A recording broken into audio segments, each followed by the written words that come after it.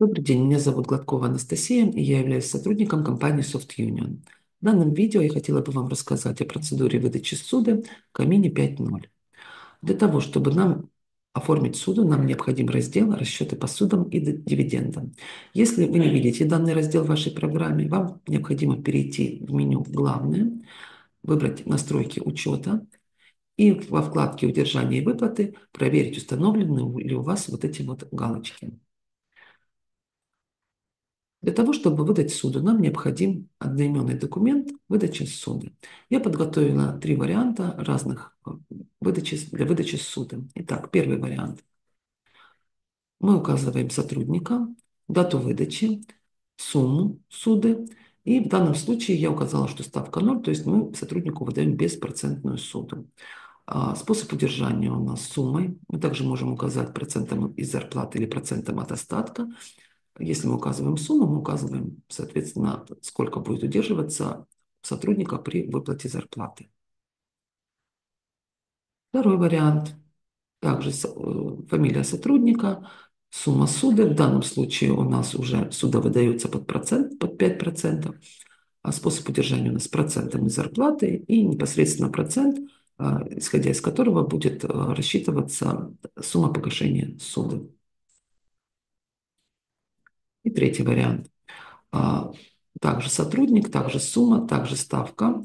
Тут я обращаю внимание, что в данном случае у нас ставка больше, чем 2/3 ставки рефинансирования.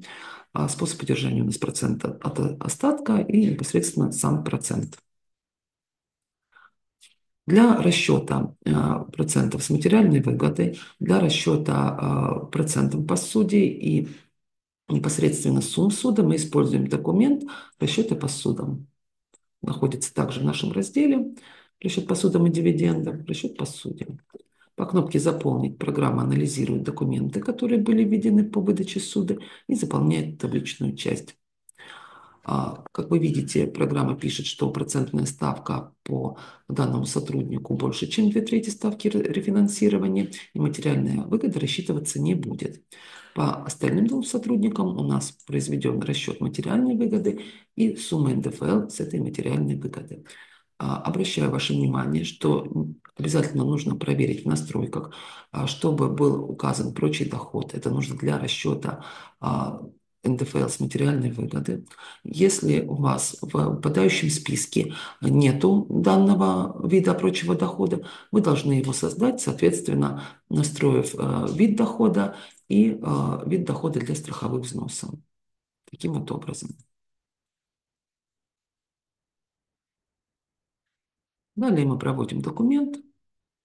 Для того, чтобы у нас произошло удержание непосредственно самой суды, части суд, исходя из ранее заложенных настройках, и суммы НДФЛ с материальной выгоды, нам необходимо начислить зарплату и сделать ее выплату.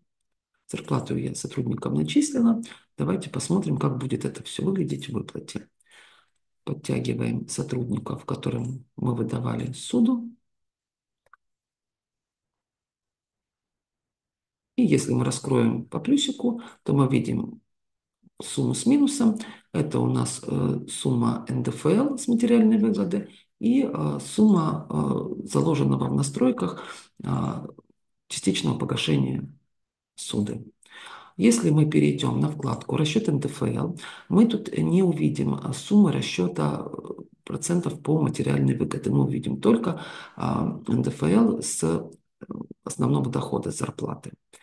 Обращаю ваше внимание, что сумма НДФЛ с материальной выгодой исчисляется документом расчета по суде. Мы можем перейти в регистр. Вот регистр, который у нас отвечает за исчисленный НДФЛ. Мы видим, что тип дохода у нас 35%. Видим нашу базу и непосредственно налог. А вот если мы в выплате перейдем на вкладочку «Удержанный НДФЛ», поставим галочки о том, что у нас зарплата выплачена, мы увидим, что у нас НДФЛ удержан как по основному заработку по коду 2000, так и по коду 2610, это материальная выгода, с НДФЛ с материальной выгодой по судам. Если у вас остались какие-то вопросы, вы можете их задать под этим видео.